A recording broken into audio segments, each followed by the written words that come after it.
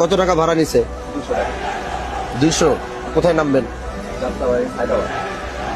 কেন 200 টাকা ভাড়া নেওয়া হয়েছে? কে ভাড়ার 200 নিছে? কে? লোক কোথায়? ডাক দাও।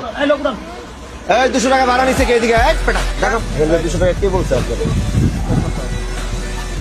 এখান থেকে পাঁচচর স্ট্যান্ড থেকে ঢাকা গুলিস্তান যাত্রাবাড়ি ভাড়া 200। কেটা কইছে আপনারা? কত ভাড়া? আমি তো জানি 200 টাকা। আপনার বাড়ি কোথায়? মাদারীপুর। এখানে চান্দা দেন কত? জনপ্রতি চান্দা দেন কত? 20 টাকা করে নাই? 20 টাকা। হ্যাঁ, তাহলে ভাড়া দাঁড়ায় গিয়ে হলো 180 টাকা। 180, 20 টাকা এগো দেন। আপনি কি জানেন যে পাঁচচর থেকে এখান থেকে ভাড়া 150 টাকা ঢাকা? এই স্ট্যান্ড থেকে যাত্রাবাড়ি গুলিস্তান ভাড়াতে 150, এটা আপনি জানেন? আমি জানি।